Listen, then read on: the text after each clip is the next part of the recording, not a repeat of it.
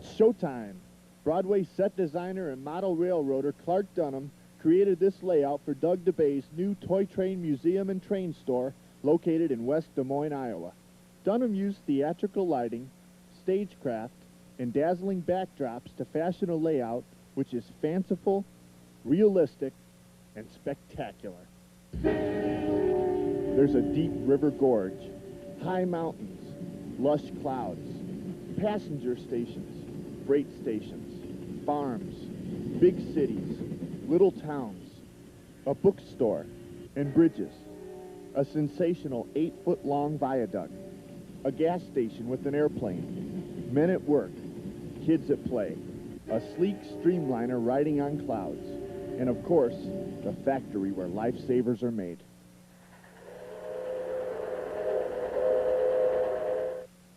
Dunham's model world is semi-real and semi-fantasy. Often the two blend. I had this experience as a kid at the 1939 World's Fair of seeing huge trains passing over high bridges, only years later to remember that it was me as a kid looking up at O-scale trains. And I have tried to incorporate that feeling in all the layouts I've done that will be seen by lots of kids. In designing a layout, Dunham's first step is to arrive at the basic idea. What does the person viewing a model train think he or she sees? And I think that he or she sees what they saw in the catalogs that we as kids all looked at and yearned for. The backdrop suggests an Art Deco style of art, similar to the 1930 Lionel catalog cover.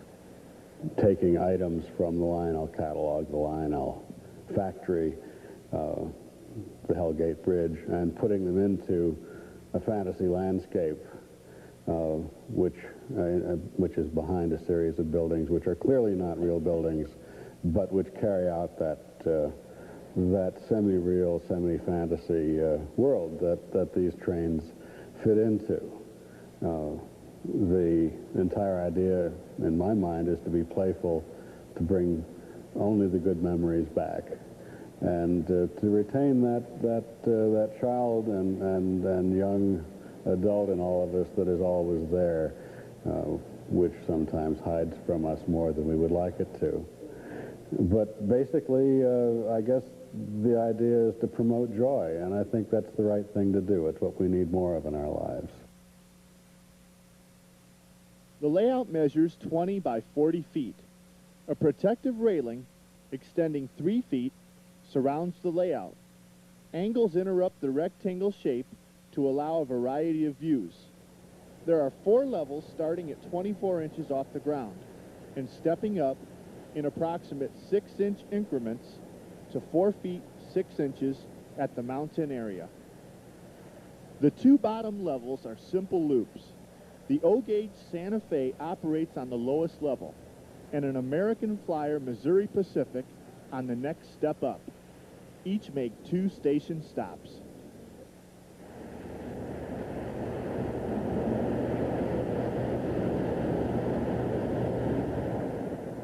Four trains operate on the 3rd level. A Rock Island 040 switcher leaves its shed, goes behind the station, stops, and returns.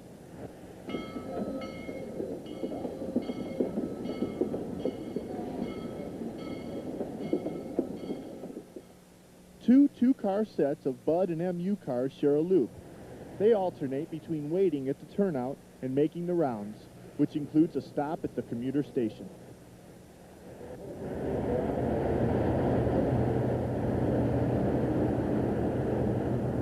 The 4th train on the 3rd level, a grain train headed by a Rock Island Jeep, travels a loop at the front half of the layout opposite the mountain.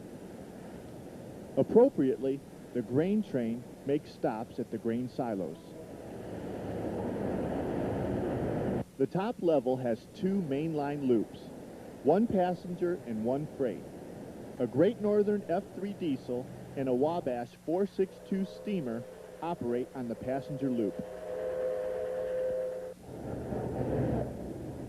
2 freights, one headed by a Southern Pacific switcher and another by a Chicago and Northwestern Jeep occupy the freight loops.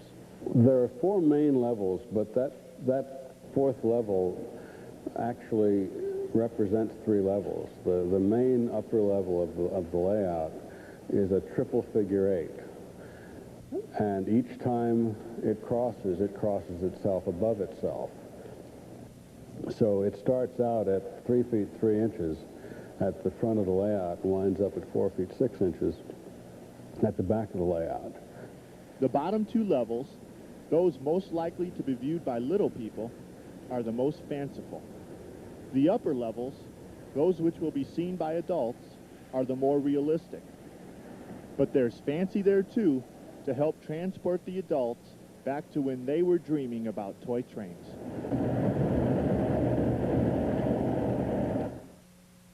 Dunham uses a design device called selective compression to create the illusion of depth. Using a bandsaw, Dunham changes the configuration of the buildings, cutting them in half and using the back half as another front. By reducing the depth of the buildings, more space is allowed for the trains. And by reusing the back portion, you get more buildings out of the same number of kits. This K-Line airport hangar is a good example of selective compression. The kit is cut not quite in half, so both buildings have slightly different dimensions. And then it's laid up against the cloud background. We find also that sometimes backs of buildings and parts of other buildings wind up mingling later on to form other parts of a backdrop. Around on the other side, there's a flyer station and a complete city behind it that occupies only 4 inches. The modified buildings blend into the backdrops, which extend the illusion of depth. The backdrops also help hide the visual lulls between the different levels. The bottom 2 levels are separated by a backdrop of skyscrapers and clouds. The backdrop rises above the S-gauge track so that the Missouri Pacific and the entire upper portion of the layout appears to be floating on clouds. It lightens the look. It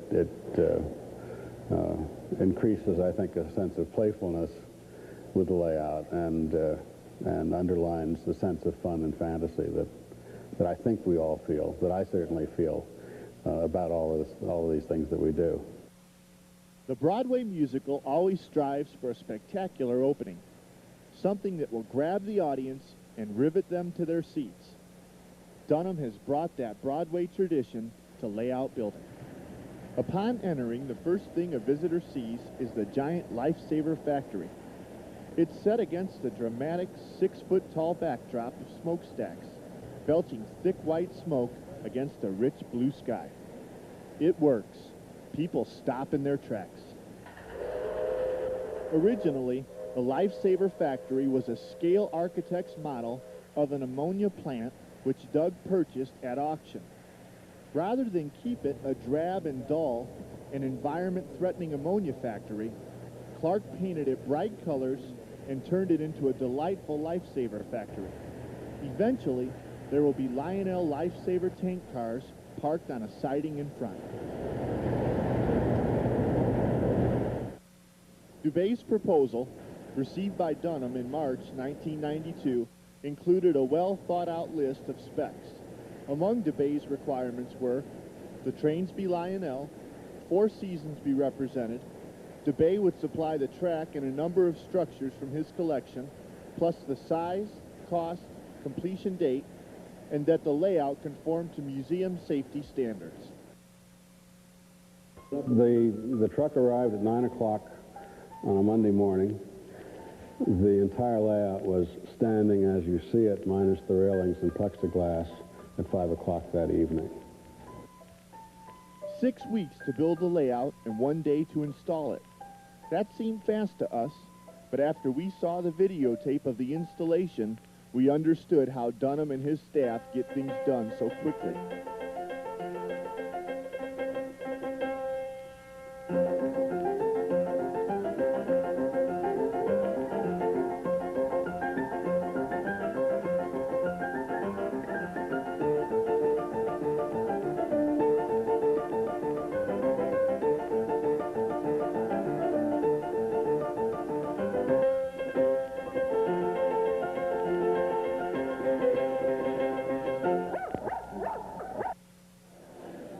Clark Dunham has combined his two great loves, the Broadway stage and toy trains, to create a layout which evokes memories and images of a time when all a kid dreamed about was building the biggest and the best toy train layout in the world. And maybe, just maybe, this is it.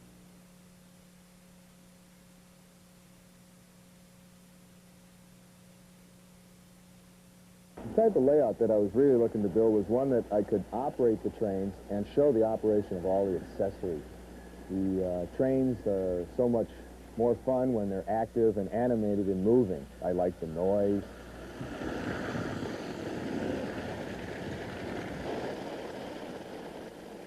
The layout basically allows me to collect the items that I like, to display the items that I like, so that the stuff is there to be seen by myself or anyone else who comes to visit. I really wanted to show people what this stuff was. It's so wonderful.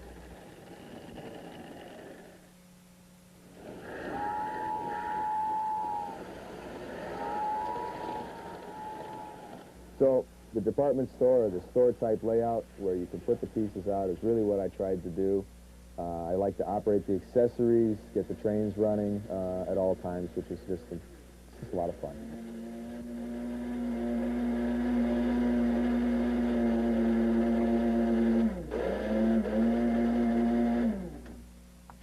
There's 4 loops here. We have an outside standard gauge loop with a passing siding.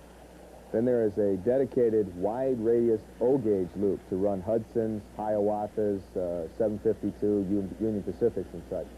Then in the middle of it all, I built what I would consider to be the type of layout any kid would have loved to have. There's 2 loops connected by track, switches so that you can run from one loop into the other, all the way in, all the way out, a reversing loop, a passing siding for the freight work that can be done so that you can hag cars down by the cranes and by the log loaders and still operate them while running trains.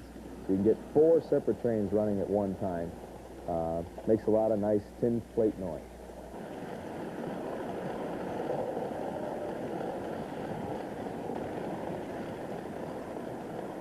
Well, right now I'm using 2 ZW-type transformers, a 275 watt, and 2 early Z-type transformers. The early Zs tend to produce a little more power, and with the amount of lighting I'm using here, I need their extra effort, extra electrical, availability to keep up on the layouts. The switches, I'm running a set of, 1 set of wide radius O-gauge switches and 6 pairs of standard O22 type switches, which allows me to take and pull the trains in and out of the center loops and off and on.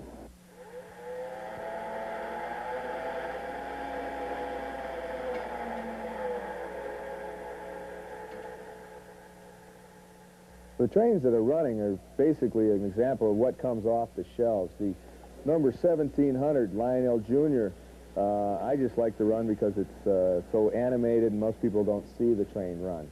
I then run, in my next line out on this freight track, I run a nice 258 hauling a long string of 2600 series cars. A lot of color, a lot of clickety-clack, a lot of fun. Then on the wide radius dedicated O-gauge loop, I'll usually run either a 260 Lionel steamer with a set of 800 series freights, or lately I've been having fun running a 763 with a set of full-scale, semi-scale type freight cars, along with a 227 switcher cut in, hauling a full set of 2800 series tin plate cars. The outside loop has always got some standard gauge on it, and I usually will run a train for about 2 months or so before I get tired of watching it go around, and I'll bring another one down off the board.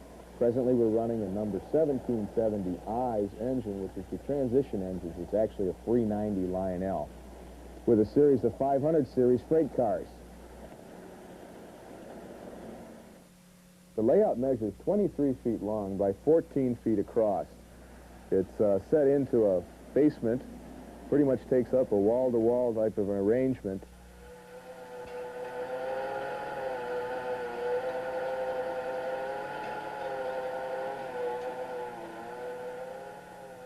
At flea markets and scrap sales, I was buying quarter plate mirrors. They're usually $3 or so for a 4x6 section. I proceeded to cut them down to 18 inches tall and mounted them down one wall so that when you look at the trains, you see yourself in the mirrors and you see the layout kind of like from both sides because the mirrors reflect back into itself.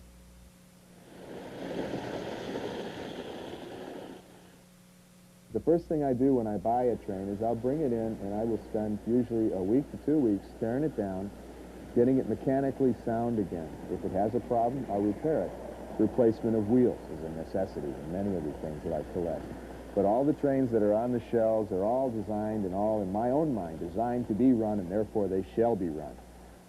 Lionel created a wonderful, warm, live art in these toys, and the art really is in the colors, in the way that they move, in the noise that they make, even just slamming down the rails, the clickety-clack and the rattle-trap sounds. In fact, probably some of the cars that I enjoy the most to run are the little four-wheel 800 series. They just have just the right sound going down the rail. And it's very soothing, very calming.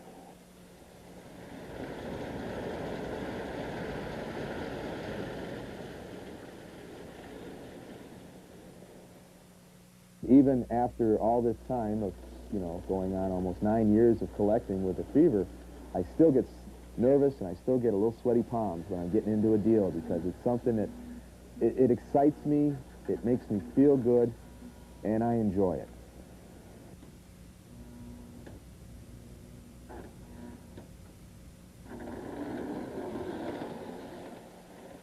This is the number 165 magnetic crane with the aluminum superstructure, known to be made in 1940. Difficult piece to find in good shape, mostly because the booms become broken. They're difficult to store and put away without being damaged. We're now looking at the 1941 rare gray variation. Some people feel the reason that they're gray is because of material shortages. The paints were not available to paint them aluminum. A very desirable piece. These are two number 48 whistling stations, manufactured from 1937 to 42. There are two variations here. The one on the right has got the orange roof, the one on the left has the red roof. They sound fairly nice. A number 349 flashing crossing signal, manufactured in 1929 and 1930 only. Very similar to the Lionel number 79, except it has a cast iron base. Using the books, which are probably the most important thing to own if you get into this, is books, reference books.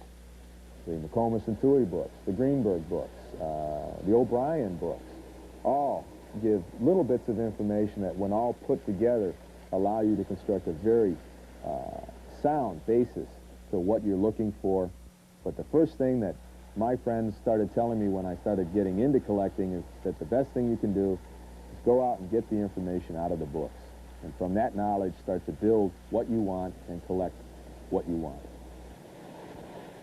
This last Christmas, I was sitting down here, kind of just contemplating, looking at everything, almost a little overwhelmed by all the different things, from the 126 stations to the 117s, the 113s, to looking at all the simple streetlights I have.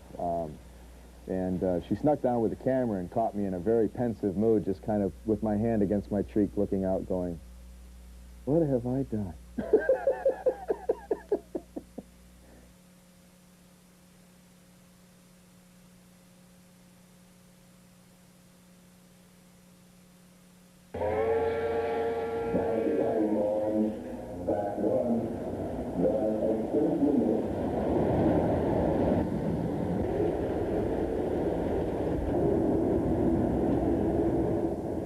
In 1987, Ron Zweig was in the market to buy a house. Walt Kerr had his house up for sale and was being told by his real estate agent that his partially built O-gauge layout would have to be torn down. Fortunately, Ron and Walt met.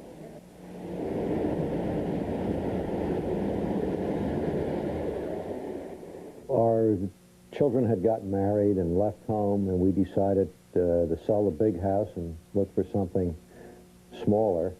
And we spent a while house hunting, not finding anything.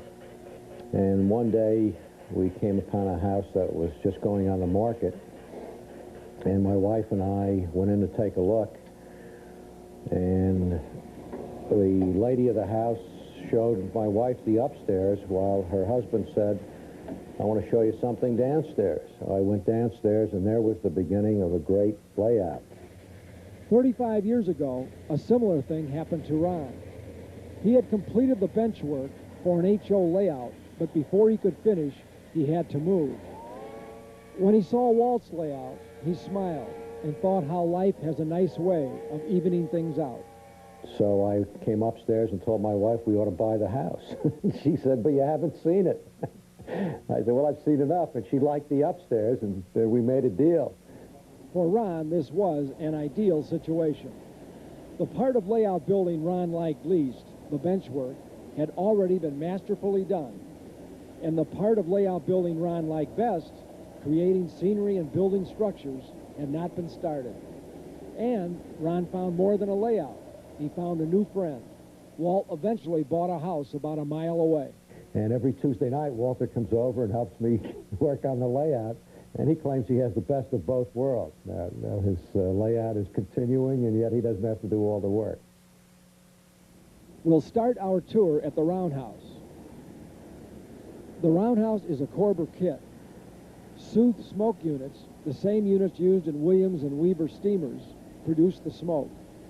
The turntable is a 105 scale-foot diamond structure kit. The power feed comes in through the top rotating bracket, just like on real turntables.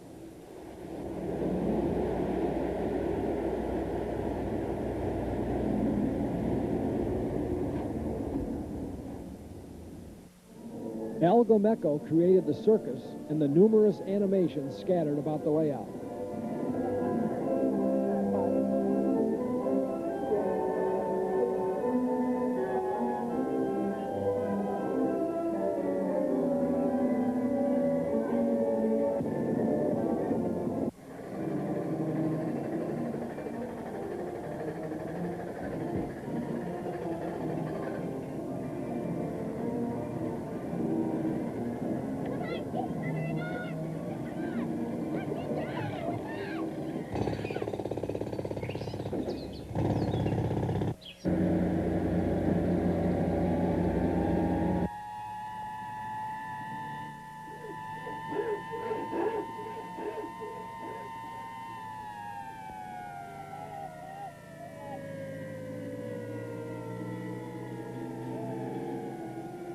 A Lionel 785 Hudson pulls a line of finely detailed scale circus cars made by Dave Reichart of Wilmington, Delaware. Ron replaced the scale trucks and couplers with Lionel trucks and couplers.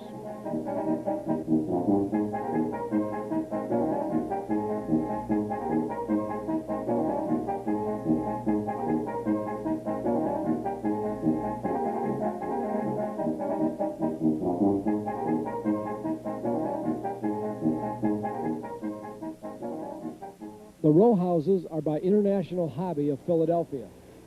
There's a park in front of the row houses surrounded by a trolley line. The 3 Bowser trolleys are controlled by relays and take the folks from the neighborhood to the downtown shopping area located at the other end of the line. It's the 50s, before shopping malls, and the downtown business district is alive with activity. There's the first comical bank, Harry Moovall the barber, an outdoor cafe, a man getting his shoes shined, and another hailing a taxi. For the swells, there's the Swank Club Royale Hotel, scratch-built by Ron and featuring fine detail right down to draperies in the windows. The other buildings are scratch-built using Korber fronts. A 115 Lionel City Station, reminiscent of the Pennsylvania Railroad station in Newark, and 8 156 station platforms make up the passenger area on the lower level. 4 156 station platforms take care of the passengers on the upper level. The illuminated headlights and blinking turn signals add a nice touch of realism to the traffic scenes. The headlights are grain-of-wheat bulbs, and the blinking effect is achieved by installing an electronic circuit.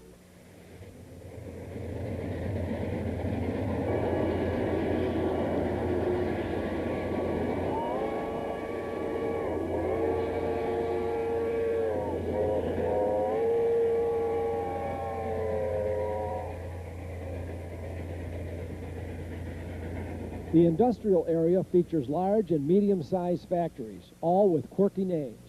There's the I.C. Berg Refrigerator Company, the Lost and Foundry, the Spare Tire Company, the Legendary, and the R.U. Knotts Lumberyard.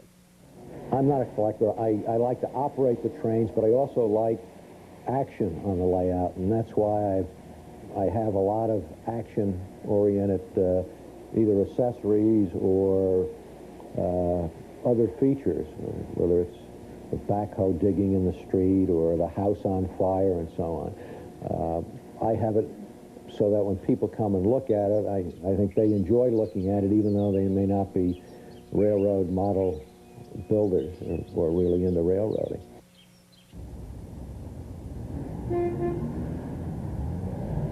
It's a fun layout, and there are a lot of hidden things on it, and people sometimes look at the layout 2 or 3 times before, and they're always discovering things on it that they missed the first time around, which is the fun of it.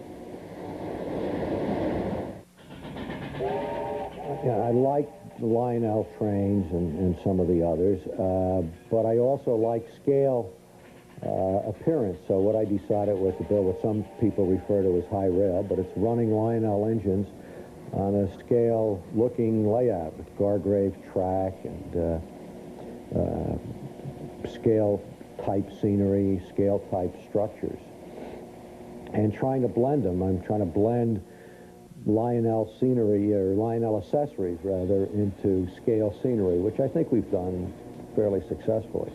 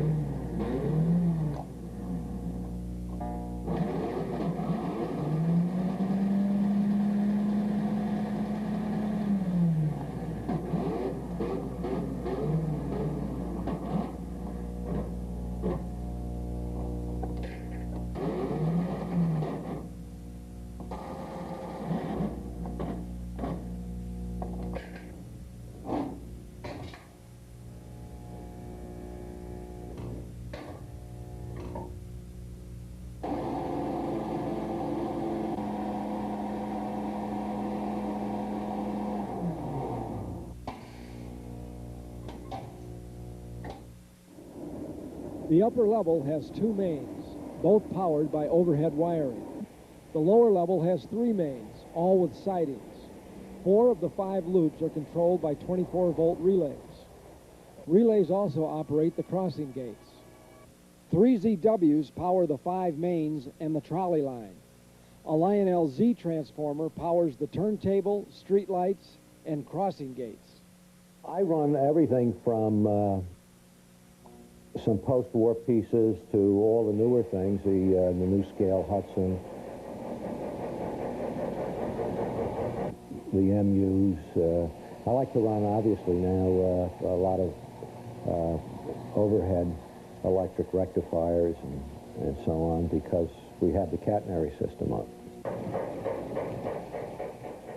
Zweig likes to operate other engines, too.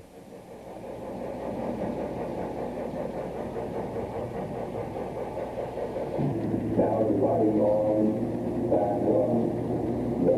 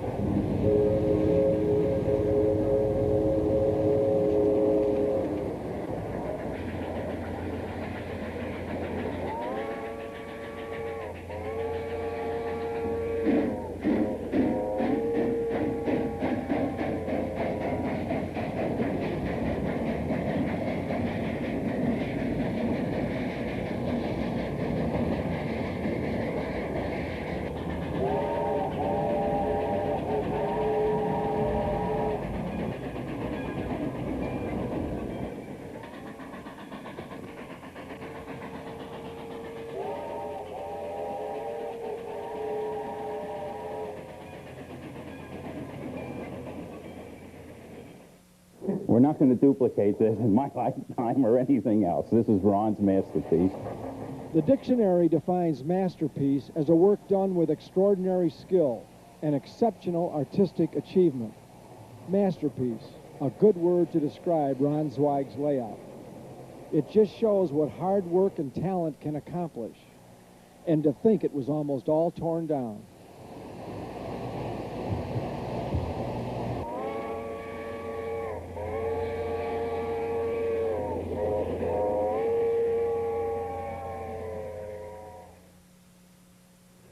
All aboard! American Flyer, through train to New York, Philadelphia, Chicago, and all points west. Board! All aboard! American Flyer, through train to New York, Philadelphia, Chicago, and all...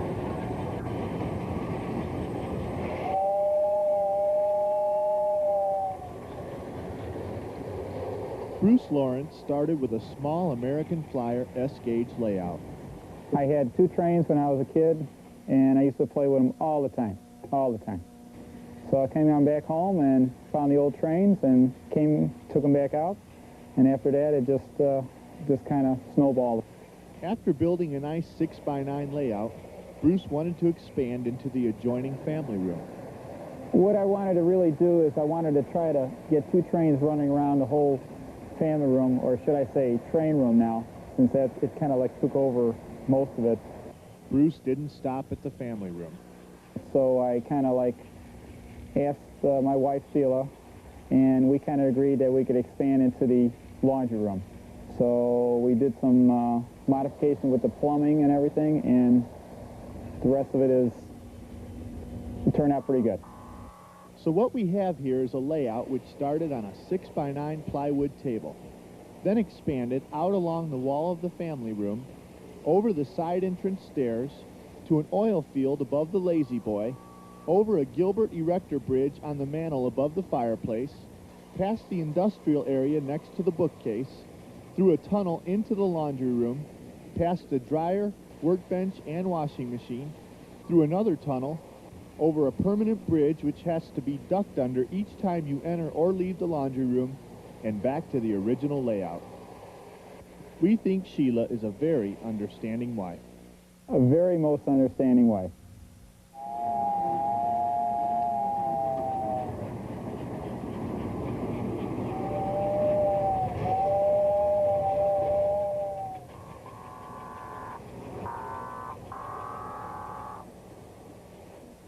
Back in 1978, I was by my friend's house, and I saw his old Flyer trains, and I think I started getting a bug right then to start collecting and operating the old trains I had when I was a kid. I'm pretty much loyal to Flyer right now. Nothing beats good old 2-rail track. That's the way trains supposed to be run. I got a lot of friends that are Lionel collectors and operators. I don't know. We all have our own fun, okay? That's the main thing. I'll stay out of that one.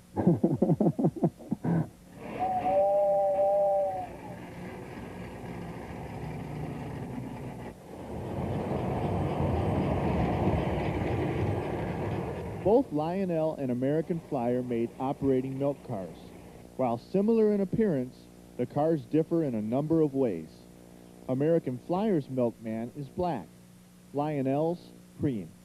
Lionel has 1 opening on each side, American Flyer 2. And on the Lionel car, the cans are loaded through an opening on the roof. You load the Flyer car by opening a door and dropping the cans down a ramp. But in spite of these differences, both cars have one thing in common: erratic performance.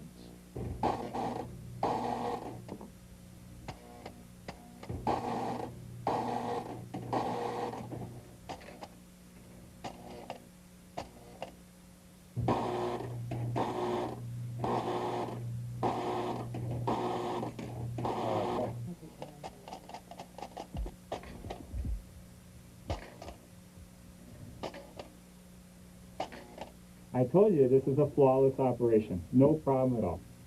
Other Flyer accessories include the oil drum loader, featuring Louis the Loader.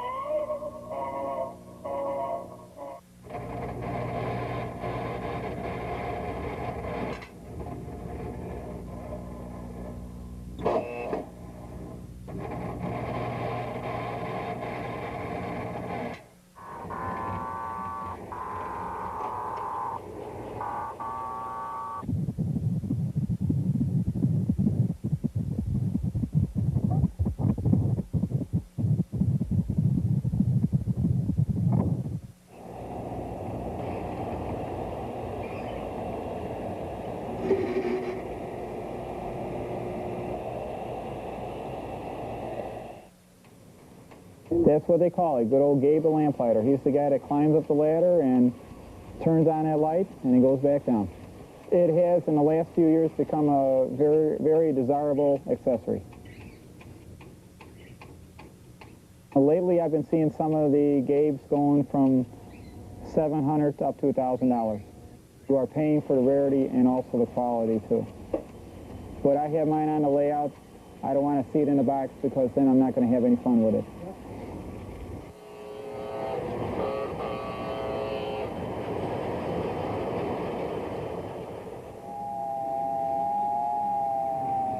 Bruce wanted to build a toy train layout like those built in the 50s. I got plywood, homosote, plus the roadbed, and it makes a very quiet layout, and you could hear the choo-choo. And you got to hear the choo-choo. His goal was to have fun with some toy trains. And I enjoy it because you're always building something all the time.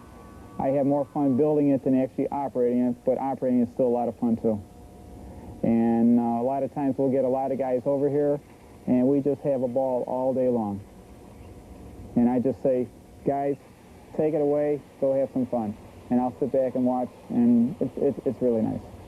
They'll bring some trains to run too, because a lot of guys don't have a layout, and they don't have any place to run it, so I said, bring it over here, and we'll do it here, and let's see what happens. the trains operate at the same speed, whether next to the transformer or 30 feet away. Bruce attributes this to good connections and the use of feeder wires. Make sure that your connections are really good with all your track. And what I've done is to make pretty much a good run and layout is solder the wires to the track and have feeders every few feet so you never lose any power. Bruce's collection is displayed on the walls in the train room and on both sides of the partition, which separates the train room and the family room. I like the trains from the very late 40s to the middle to late 50s, right around there, because that's what I really remember when I was a kid. Anything old that Flyer made is fine with me. I do enjoy steamers the most, though. Passenger trains are okay, but steamers with smoke and choo-choo is the way to go. But sometimes you got to be an adult to have all the toys that you wanted to have when you were a kid. You never have all the toys that you want to have, okay? But what I have right now, I think it's a lot of fun. It's a lot of fun.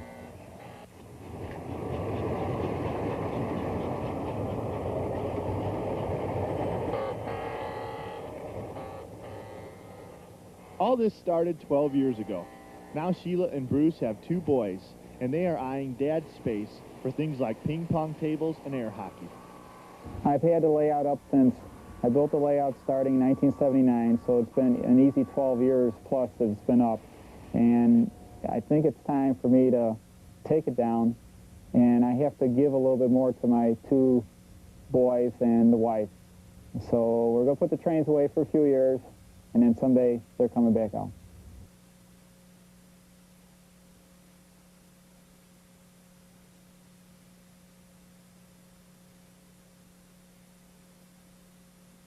Michael Premack receives, as almost everyone does, telephone calls. The Premacks have several phones. There is one in the basement, and when that one rings, Mike always knows what the call will be about. Toy trains. Michael Premack is not in the toy train business. He is a dentist, but he does have a toy train layout, and that is where the phone in the basement comes in. It is part of the layout. 2 phones, actually. Premack and another operator can call each other on these phones, becoming dispatchers, ordering cars delivered to towns, making up consists from a switchyard for drop-offs at various sidings along the main line. Often, the other operator is Premack's son, William. Hello? Hello, Will. I need 2 culvert cars, a log car, and a coal car in that order, okay? And hurry up. Okay, 2 culvert cars, 1 log car, and 1 coal car. Got it. A mountain separates 2 towns. It is situated so the dispatchers cannot see each other. It also envelops the trains, which Premack likes. For something to be interesting to watch for any period of time, you don't want to see the train at all times. I think the train has to disappear. It can go into a tunnel. It can go under the table someplace or a hidden track and then suddenly reappear and then disappear again. If you see the train all the time or it's just going around in a circle, it gets kind of boring quite quickly. None of the switching on the 25 by 25-foot layout is done by hand. Every train, every engine, every car is moved without touching it. The idea is to assemble a train consist in a proper sequence, or to fill orders for specific cars, such as Primac's order to Will for 2 culvert cars. Passenger trains run on a schedule on the main line, and the operators have to do their switching without running into them. The whole operation is designed to simulate the operation of real railroads. To learn how those worked, Primac studied them. I went down to several places in Illinois, southern Illinois, around Kankakee and several other small towns there, and I watched trains operate, and I watched sidings operate, and small industries operate. Primac originally had a more conventional layout in this basement. It had all Lionel equipment, including accessories, track, and switches. He was happy enough with it, but something gnawed at him. He wanted his switchyard to look better than it did. Lionel switches were the problem. They kept tracks too far apart for a switchyard to look realistic. In 4 feet of space, the width Primac had available to him, Lionel switches would allow the placement of only 6 tracks side by side. At a local train meet, Primac saw a display of custom switches by Steve Bernison.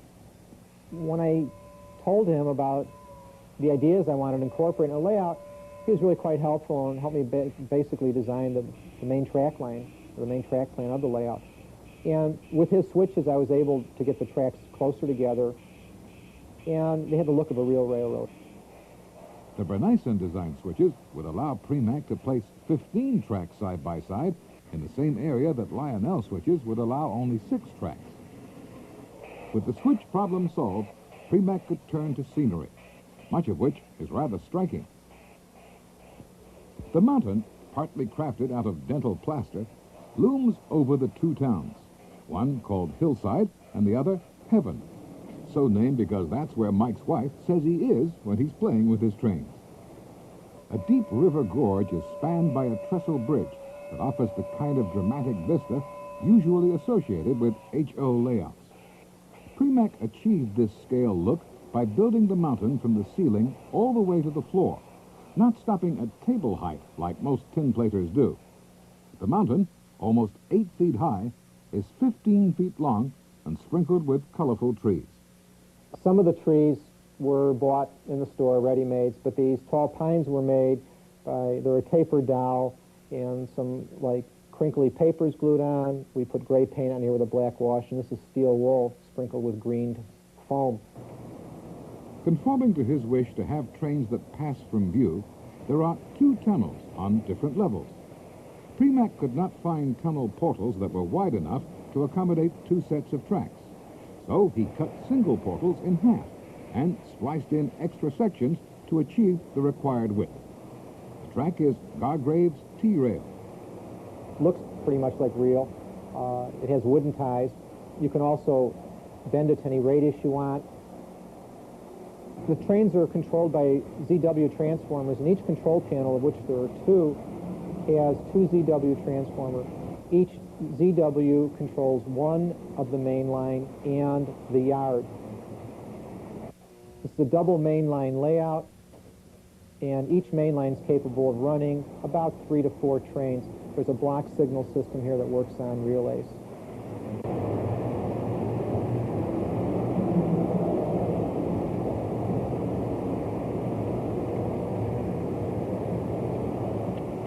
Eight trains could be run at one time, and of those 8 trains running, any one train could be taken out of the main loop and brought into the switchyard for disassembly.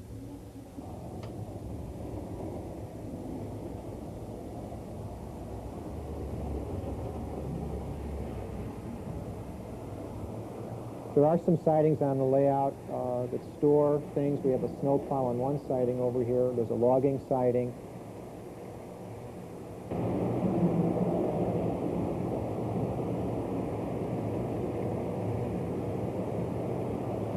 There are about 70 switches on this layout, and there are basically three types. Standard, I think we call number 6 switch. There are curved switches. There are three-way switches where one track is coming up the middle and 2 peel off to the side. Those are in the double-ended switch yard. So I pull trains anywhere from 10 to 15, maybe 17 cars. Unless you have magnetic traction or some kind of traction, the engines just are going to slip and slide, and they just don't do very well. So I probably have to say all my good pullers now are MPC engines. And I stayed with plastic-built buildings instead of oak-scale buildings because plastic-built to me was kind of nostalgic. These were the buildings I had when I was a kid, and they're the exact buildings I had when I was a kid. They haven't changed at all. They were the same ones I had when I was younger. Some of these buildings are probably, not giving my age away, about 40 years old. Premack's accessories are also from the era of his youth, all in good operating order. The Lionel newsstand, the 497 coaling station, the microwave relay tower, the 456 coal ramp, the operating horse car and corral, the rear floodlight tower, the 342 culvert loader, the radar antenna, the 345 culvert unloading station,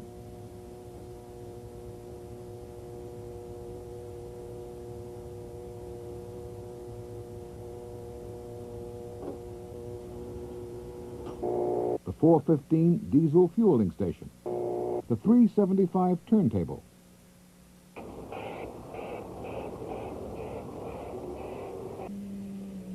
the rarely used transfer table.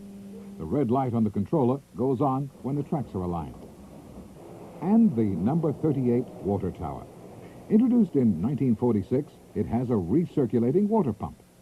The outside wall of the tank is in reality 2 walls, one 3/16 of an inch away from the other. The area between the walls holds about the same amount of water as a reservoir under the roof. This reservoir is hidden from view by the slant of the roof. When a button is pushed, the spout lowers and the water from between the walls is pumped to the reservoir under the roof. As the wall chamber empties, it gives the impression of water draining out of the tank and into a tender. When the button is released, the pump stops and the spout raises.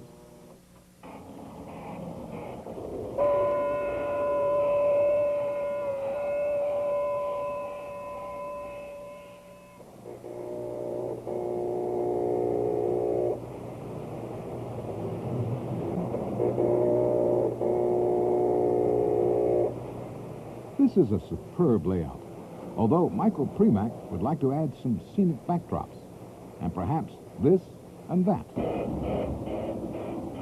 I don't think a layout's ever finished. I think there's always something you can find to do on it, and that's probably half the thrill of working on it.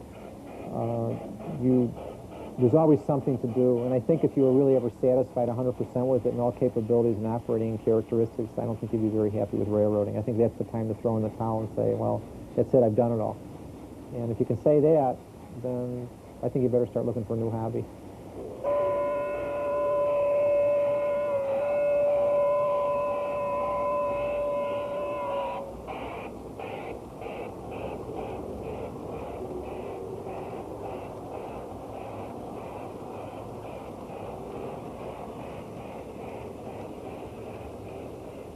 I don't think we ever grow up, really. I think the toys that you have as a youngster, if you're going to stay involved with them, are the toys that you take through to till the time you leave this earth.